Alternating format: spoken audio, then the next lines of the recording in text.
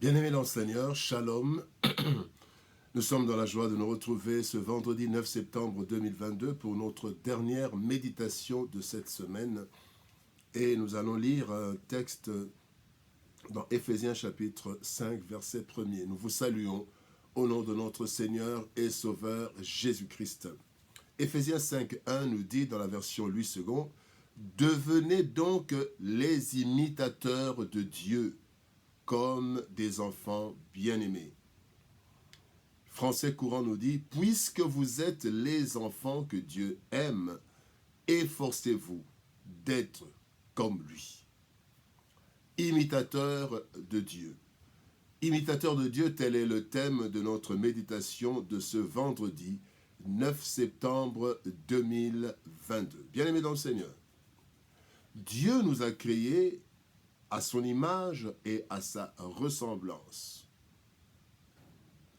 Le péché est venu perturber l'ordre des choses et l'homme s'est éloigné de Dieu, perdant ainsi la gloire du Créateur.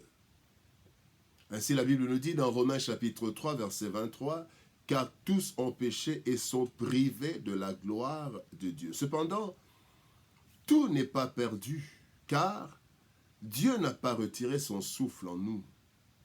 Et Christ est venu remettre les choses dans l'ordre en vue de permettre la réconciliation avec le Père, le Créateur. Dans le texte du jour, le Seigneur nous appelle à imiter le Père, à imiter Dieu, notre Créateur et notre Père, parce que nous avons été créés à son image et à sa ressemblance. Puisque nous sommes ses enfants bien-aimés, eh bien, nous devons imiter notre Père. Cette imitation est rendue possible par l'Esprit qui est en nous, ainsi que le désir de ressembler à celui qui nous a créés et qui nous a adoptés comme ses enfants. Voyons les pas pour devenir des imitateurs de Dieu. Premier pas, ou première leçon, connaître le Père, connaître Dieu.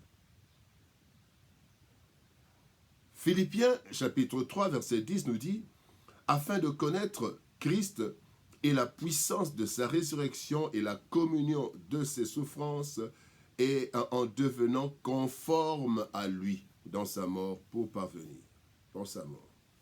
Conforme à lui dans sa mort. Le premier secret de l'imitation, bien-aimé, c'est de bien connaître la personne à imiter. Bien connaître la personne à imiter. L'enfant imite le Père qu'il voit chaque jour, avec lequel il passe de longs moments d'intimité. Pour devenir des imitateurs de Dieu, nous devons chercher à connaître de mieux en mieux notre Père. Et nous le connaîtrons, bien-aimés, à travers sa parole. La méditation de sa parole, régulière, profonde. Nous le connaîtrons à travers l'intimité dans la prière personnelle. C'est dans la prière personnelle individuelle, là où Christ dit, entre dans ta chambre, ferme la porte. Et là, dans le lieu secret, ton Père t'écoute. Et c'est dans le lieu secret que nous apprenons, dans l'intimité. Et aussi, nous connaîtrons Dieu à travers les différentes épreuves et actions de Dieu dans nos vies. Ce que Dieu fait. C'est comme ça que les disciples ont connu Christ en voyant les miracles, en voyant toutes les choses qui se faisaient quand ils étaient dans la barque. Ils se sont dit, quel est cet homme qui peut même ordonner au vent, donner des ordres au vent et à la tempête? Et ils ne faisaient que connaître Christ.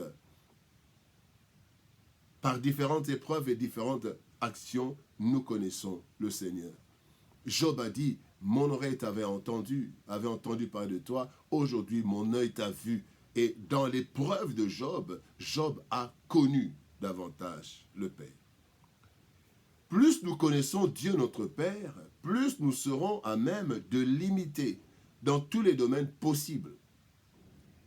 Connaître le Père devait être une priorité, une vie, car jusqu'à la fin de notre vie, bien-aimés, nous aurons toujours quelque chose à ajouter dans notre connaissance de Dieu. Les disciples bien-aimés ont pu connaître Dieu par leur proximité à Christ. Et ils ont fini par ressembler à Jésus-Christ. Voilà pourquoi dans Actes chapitre 4, verset 13, la Bible dit, « Lorsqu'ils virent l'assurance de Pierre et de Jean, ils furent étonnés, sachant que c'étaient des hommes du peuple, sans instruction.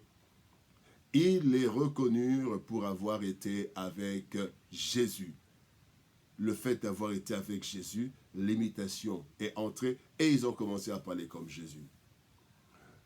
Deuxième étape, pour être imitateur de Dieu, c'est s'efforcer d'imiter le Père, s'efforcer d'imiter Dieu. Luc chapitre 13, verset 24 nous dit « Efforcez-vous d'entrer par la porte étroite, car je vous le dis, beaucoup rechercheront à entrer, mais ne le pourront pas. Efforcez-vous. » Et dans 2 Timothée chapitre 2, verset 15, il est dit « Efforce-toi de te présenter devant Dieu comme un homme éprouvé. » Bien-aimé, comme toute imitation, imiter Dieu n'est pas une chose facile, n'est pas une chose aisée. La Bible dit « Devenez, efforcez-vous ». Ce n'est pas automatique, efforcez-vous. Cela signifie que nous devons fournir les efforts chaque jour et les répéter jusqu'à ce que cela devienne notre seconde nature. Il ne faut pas avoir peur des échecs.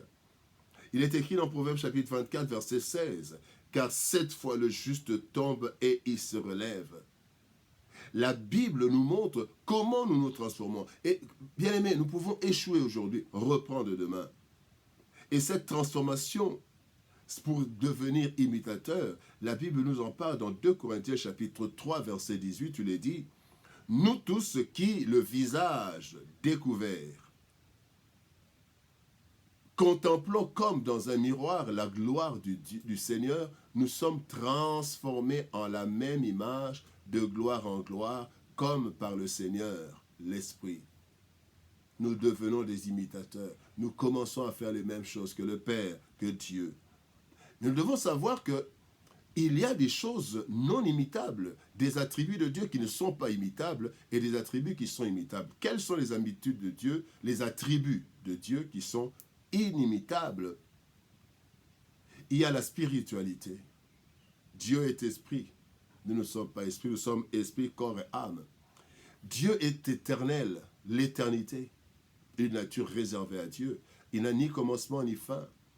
Dieu est omniprésent.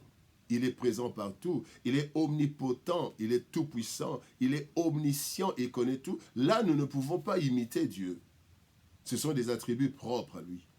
Mais nous pouvons imiter Dieu dans 5 attributs. La sainteté. Nous devons être saints. Et nous pouvons être saints. La fidélité. Nous pouvons être fidèles. La justice. Nous pouvons pratiquer la justice. La miséricorde, nous pouvons être miséricordieux. Et l'amour, nous devons être des hommes et des femmes pleins d'amour. Là, nous pouvons l'imiter. Mais alors, chaque fois qu'il y a échec d'imitation, nous devons tirer les leçons, détecter les causes de cet échec et fournir encore plus d'efforts pour réussir la prochaine fois. Et tant que nous n'avons pas réussi, nous devons reprendre. Bien-aimés, toutes les caractéristiques divines sont à imiter dans la mesure du possible, comme nous avons dit. Parmi ces caractéristiques, il y a aussi la perfection, la sainteté. Matthieu chapitre 5, verset 48 dit, « Soyez donc parfaits, la sainteté, soyez parfaits comme votre Père céleste est parfait. » Dans tous les domaines, nous devons viser la perfection. Nous devons viser la fidélité, la sainteté, la miséricorde. Troisième étape, pour imiter Dieu, c'est de recevoir l'assistance du Père. Acte 1, 4, 5 dit, Jésus dit aux disciples de ne pas s'éloigner de Jérusalem, d'attendre la promesse, d'attendre le Saint-Esprit, parce que sans le Saint-Esprit, ils ne pouvaient pas être des témoins. Le disciple est un imitateur de Dieu à partir de l'enseignement, de l'apprentissage, de la vie de prière. Mais l'écart entre Dieu et l'homme après le péché est énorme. Et l'imitation est donc extrêmement difficile. Dieu, sachant cela, nous a envoyé la capacité d'imitation nécessaire à travers la puissance du Saint-Esprit. Voilà pourquoi il écrit dans Jean 1, 12, « À tous ceux qui l'ont reçu, il leur a donné le pouvoir de devenir enfants de Dieu. » La capacité d'imiter Dieu, de devenir enfant de Dieu. La puissance du Saint-Esprit est donc l'assistance divine pour nous rendre capables d'imiter Dieu. Nous devons donc être soumis au Saint-Esprit et marcher selon l'Esprit, et nous serons rendus capables d'imiter. Que Dieu nous bénisse. Shalom. Au revoir. Bon week-end et à lundi.